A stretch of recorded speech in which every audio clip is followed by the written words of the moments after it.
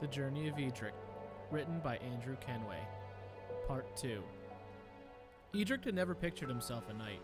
He had never believed himself capable of being a foot soldier, but he had heard the call. He was surprised how much work it was to undergo the trials to become a knight. He spent weeks undergoing rigorous training to hone the skills he would need to become a knight. Even though he had proven himself in the heat of battle, he needed a lot of work to refine his skills. His skills with the sword were good enough to keep him alive against average foot soldiers, but he would quickly be dispatched by a fellow knight or someone with superior swordsmanship. When it came to horse riding, he excelled in all aspects, as he had been riding since he was a child. One aspect of knighthood that he never imagined he would need was etiquette classes. "I still don't understand what being a knight has to do with manners and etiquette," Eadric said as he sat at a large table, tugging at the collar of his shirt. "You are not just a knight, you are a representative of Panley and King Braden. There may be times when your presence is requested to attend a ball. King Braden does enjoy throwing parties from time to time. There may come a day when you are sent to represent us at another kingdom celebration. You will need to know how to act so that it best represents the Panlean kingdom," Sir Raylan informed him. Eadric didn't like having to sit down and learn how to act. He was fine with learning how to better wield a sword because it would prove useful in defending himself, but learning how to act in the company of royals seemed lost to him. He looked at the fancy silverware and dishes in front of him with disgust. "I understand that you can be hesitant, but all knights go through the same thing. I myself had to learn proper etiquette, though I was a young boy when I went through this, but I'm sure you'll pick it up." "How often do you have to attend events in the king's place?" "I have maybe once or twice, but that doesn't mean you shouldn't be ready. The king is a big fan of parties, and all of his knights are requested to attend them. You will find yourself speaking with many lords and ladies. Having knights at the parties shows strength and dignity that can blend in with royalty." Eadric listened intently to Sir Raylan as he instructed him on proper dining. He explained the proper ways of using the silverware when dining and when to drink. Eadric didn't like that there were rules to eating, but he wasn't going to voice his frustrations. Sir Raylan talked about his experiences and the people he met during his time as a knight. There were certain topics that weren't to be discussed, even if they were brought up by a lord, and Sir Raylan made sure Eadric knew. He made it clear that knights were not to discuss politics in public settings. It took several weeks, but Eadric finally finished the requirements to become a knight. He would have to continue working on his swordsmanship and his manners, but now he was officially knight of the Panlean kingdom. The ceremony was larger than Eadric had expected, but nothing overly gaudy. He didn't know many of the people that were in attendance. He assumed that most of them were probably friends of the king's and various knights and common folk that had nothing better to do during the day. Once the ceremony was over, Eadric was given a new sword and a suit of armor. "So, now that you're one of my knights, what will you do?" King Braden asked. "I'm not sure. I guess I could go back to being a merchant for the time being. To be honest, I didn't give much thought to what I would do once the war ended," Eadric answered. "You know that your new title means that you are entitled to a parcel of land. Every knight in my kingdom is given land." "You have been more than gracious, my king. I do not know what I would do with the land." "You could build yourself a home, or make a deal with one of the local farmers so that the land is put to good use." Eadric quite liked the idea of donating the land to the farmers so that they could create more food for the kingdom. He already had a small plot of land that was left to him when his parents died, and he didn't need anything more than what he already had. He nodded in agreement to the king. "I believe that would be for the best. I am sure that the land would be put to good use for the kingdom." Eadric bowed his head and departed for the courtyard. He was eager to return home and relax. He had spent weeks away while he was training to be a knight. He enjoyed the amenities that the king offered him when he was in the castle, but he preferred the simplicity of his merchant life. When he got outside, he was surprised to see a young boy leading a horse in his direction. "Sir, the stable master informed me that your horse had perished in the fight. He wanted to give you this as thanks for saving his son in the fight," the boy said. "You must have me mistaken for someone else, boy. I do not recall saving anyone's life," Eadric corrected him. "As I recall, I was facing down 4 men when you came racing to my side," a voice remarked. Eadric turned around to see a man no older than he was making his way towards him. "I would be lying if I said I recalled anything about the fight, or even saving you, sir." Eadric paused, not knowing the man's name.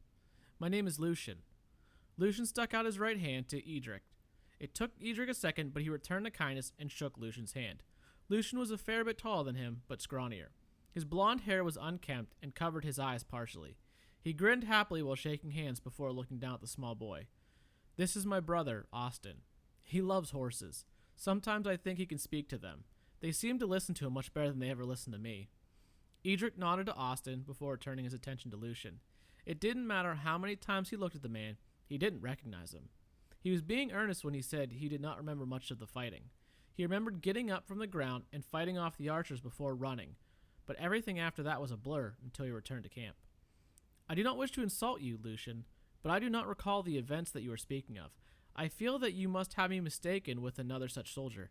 I am sure that there were many men who fought bravely that day. It must have been one of them who had assisted you." Lucian laughed and walked closer to Eadric, his arms folded tightly over his midsection. "Sir Eadric, my memory does not fail me. I recall very clearly that it was you. I was one of the men fighting on the front lines when the archers began their assault, only for it to stop abruptly. I had managed to keep myself in good position to prevent from being overwhelmed for the time being when another two men began to approach. It was then I heard you shout for king and country before throwing a shoulder into one of the men. You fought off the second man before looking at me sternly. You nodded and pushed deeper into the battle. I will never forget that. Well, I am glad that I could help you. A horse like this must be worth more than the others. I cannot accept this. The kindness that everyone has been showing me lately is overwhelming." "You can have him," Austin said with a smile. "Halil's was a young colt that we found tied in the forest with no one around. We believe that he might have been a wild horse that someone couldn't train. We brought him here and nursed him back to health. He isn't cut out for the city with so many people around. I think he would be much more comfortable if he went with you, away from the noise of the kingdom." Eadric hesitantly took the reins of the horse and looked at the beast for a second. The horse looked around and nodded a few times. He climbed up on Halil's and adjusted to the saddle. "I hope that we'll meet again," Lucian remarked. Eadric gave him a friendly smile. "I would like that." Eadric flicked the reins and sent Halil's into a slow trot up the dirt road.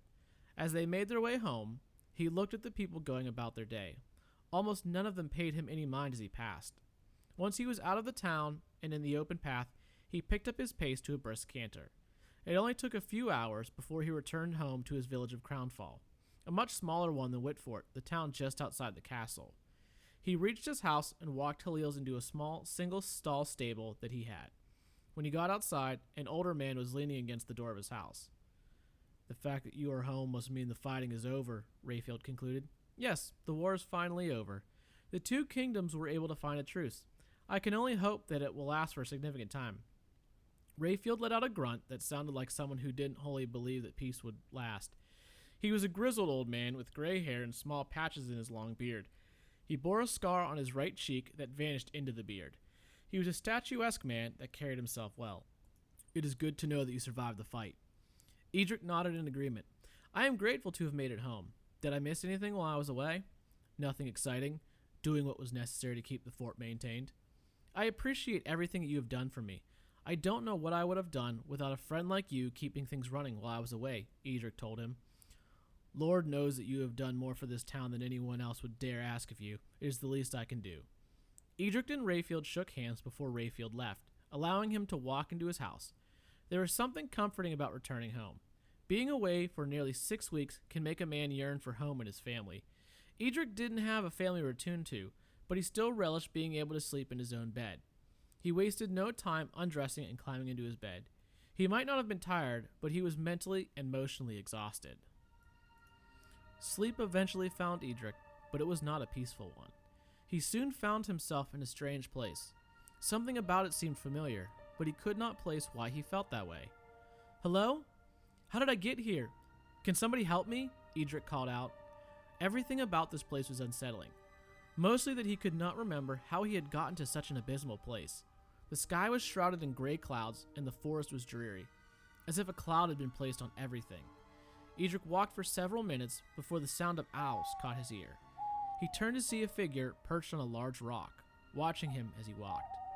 The figure did not move nor speak, only follow him with their eyes. He walked towards the rock and called out to them. "Where am I? Did you bring me here?" The figure didn't respond, only stared. Its head tilted to the side and then to the other, as if it was studying him. Eadric grew frustrated and approached the rock, trying to distinguish what the figure was. It had arms and legs like a human, but its body had feathers covering it in places.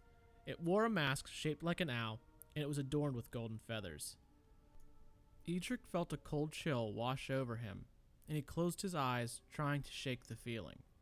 Something about this figure didn't feel right. Something about it scared him. As quickly as the cold had emerged, it had begun to fade, but so did everything else. Eadric awoke with a start. He was in his bed, and the day had long since turned to night. He rubbed his eyes in frustration as he tried to understand what he had seen. Every piece of that dream felt real to him. He felt the cold of the forest and the dread of its presence. The figure had been watching him and had also given him the chills. But there was also a warmth that he could feel somewhere in that being. He slowly sat up, draped his legs over the edge of the bed, not wanting to sleep anymore for fear of returning to that dreadful land. When day returned, Eadric was already picking up where he had left off. Rayfield had left him a list of orders that had been placed. The life of a merchant was never boring, especially when the entire town relied on only one merchant they had. There were merchants in other towns, but Eadric grew up here, and everyone had grown to trust his father and now him when he took over the business. He took the list of things that had been requested before hitching up his wagon on Halil's and riding out. As he got out of town and into the forest, Eadric soon realized how boring this was. It was not boring in a bad way, but good to him. He enjoyed being a merchant. The quiet hum of the forest and the lack of adventure and chaos was something he preferred. He had more than enough excitement for his time with the other soldiers to last him for years. "Eadric is back," a young boy exclaimed as he ran out to greet him. Eadric rode up to the small village of Crowbury and slowed down so that the boy could keep up with him. "Hello, Quent. You have grown a lot since I saw you last. Mother says that I'm going to be taller than Father is. I might even tower over you." "I'm sure you will," Eadric chuckled. "Where have you been, Eadric? We haven't seen you in months. I was beginning to think that you were no longer a merchant." "There was some fighting between our kingdom and another, and I was conscripted to join them." "Did we win?" "Of course we won. That is why I'm home. We were able to protect our kingdom and ensure a lasting peace." Eadric brought his horse up to a hitching post and jumped off. He took the reins and tied them so that Halil's wouldn't wander away. An older man made his way out of a nearby building and walked over towards him, leaning against a walking stick to keep him upright. He reached Eadric and wrapped his arms around his midsection and hugged him. "It is good to see you, Winthrop," Eadric groaned from the force of the hug. "I am glad that you are okay, Eadric. When I heard that you had been conscripted into the king's army, I was worried that something might happen to you. Thankfully, nothing happened, and I can return to my calm and boring life." Winthrop nodded before backing up a few steps so that Eadric could move away from his cart. The two men walked towards a large silo. "Since you are here, I can only conclude that you are back to work and are looking to pick up the apples?" "I am here for that and the barley, if you have it. I know that is short notice, but I have a few clients who ran out of their current supply." The men reached a silo that was tucked away in the sleepy little village. One man holding a sword opened the door and allowed them to walk inside. The silo was stocked with various supplies, but mostly apples and other plants. "I think we can spare a few pounds of barley, but we had several large orders recently and won't have any more for the rest of the year," Winthrop explained. "I will take anything you can give me. I greatly appreciate what you do for me," Eadric told him. "I will remember that when the fall festival comes." Eadric rolled his eyes in frustration. The fall festival was a large party that was put on by several villages, but hosted by Wintervale. People from all over the kingdom of Panlay came out for 7 days of drinking and debauchery. The festival was simultaneously the best and worst time for Eadric. The festival meant that he would make a year's salary in a month leading up to it, but it also meant that he would be busy non-stop and under constant stress. After Eadric helped load up his cart, he was already back on Halil's and heading for home. Most of the supplies he was picking up were for people around the town, but more than half of the apples would need to be transported out to Barwell so that they could make and store the cider so that they would have enough for the fall festival. Barwell was famous for making some of the best cider in the kingdom and possibly the known world. The ride back to town was just as quiet and uneventful as the trip out. He returned to Crownfall and took the cart to the warehouse so that he could store all the supplies. "Are you sure you want to set out for Barwell? You won't make it there until after dark," Rayfield remarked. "I don't want to hold on to these apples for too long. I'm afraid they could spoil. I should be fine." Rayfield didn't like the idea of Eadric riding off this late in the day, but he knew that he was going to get the delivery done. Eadric had earned a stellar reputation for his work as a merchant. He was prompt and courteous to everyone he dealt with, even if they didn't deserve such a courtesy. Eadric left without saying another word, heading out for Barwell. Eadric barely managed to reach the town of Barwell before night fell over the kingdom. He pushed Halil's a little harder than he'd like to, but he wanted to make sure he was there in time to offload the shipment. Eadric, you're aware of how late it is right now, Tarek asked. I apologize, but I didn't want to hold on to the apples any longer than I had to. I didn't want to risk any of them going bad. I don't think the apples are going to expire that quickly. Eadric shrugged his shoulders and smiled. He knew that he was not the most liked person right now by showing up so late, but he wanted to get caught up on all the orders he had still waiting for him when he would get home. Eadric followed Tarek through the town and towards the distillery. The two of them worked together, carrying the crates down off the cart and into the rear of the building. I really appreciate you helping me with this. It would have taken me all night to unload the cart. I seriously considered it for a minute. I don't know why this couldn't have waited until tomorrow. I have so many orders that I have to fill that I'm not sure what I'm going to do. I'm going to be swamped for at least a month or two, and now I have to make arrangements for the fall festival. Tarek laughed to himself. You never stop moving. I don't know how you have time to sleep. I don't know either. I wish I wouldn't have been conscripted into the army, but you have to do what is necessary for the king. I am lucky that I have already served my time for king and country. It is good to know that you have survived. I am sure that you saw quite a bit of combat. I did see combat, and I am grateful to have made it out in one piece. The king was able to broker a truce with the Struttons. Only time will tell if it lasts.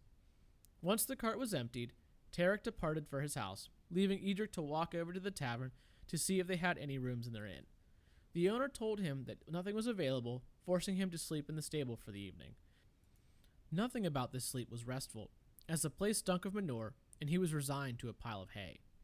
In the morning, Eadric climbed back onto his horse and took off for home. The trip back was slow and quiet, though when he returned to Crownfall, he heard the sounds of shouting and smoke trailing off into the sky. Eadric raced back into the village, his cart bouncing wildly. In the village, people screamed and shouted for help as they tried desperately to put out the fire while others tended to the wounded.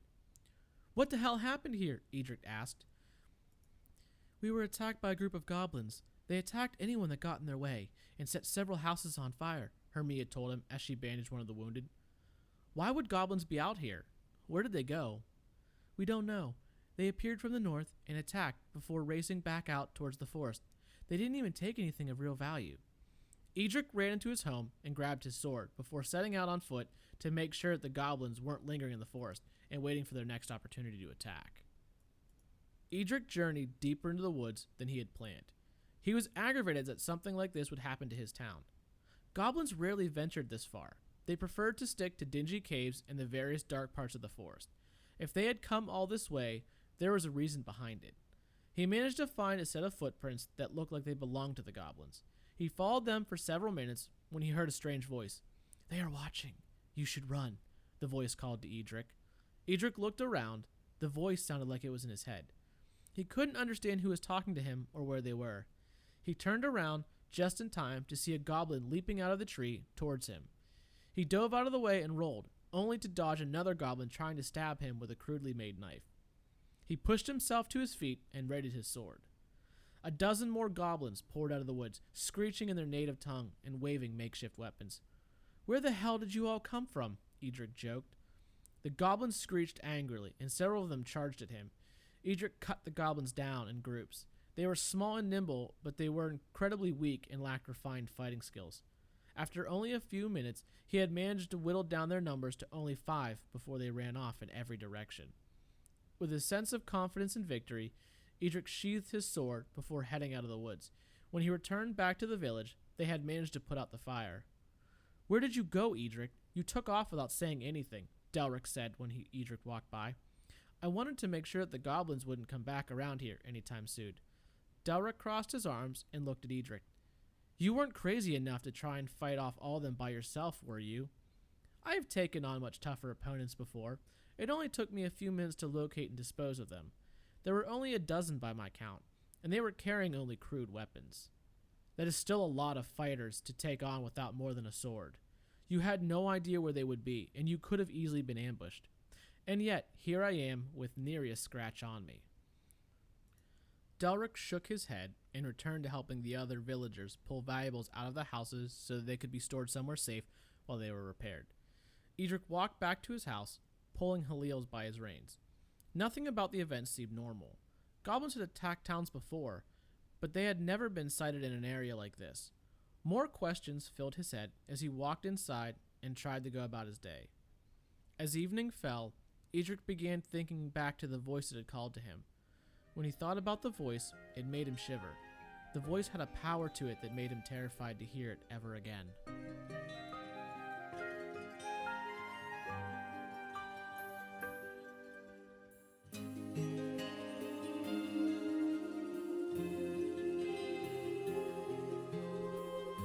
This has been part 2 of The Journey of Eadric, written by Andrew Kenway. Hey, this is Andrew Kenway. If you're enjoying this story, please feel to like and subscribe for more content, just like this and other stories coming soon. Thanks.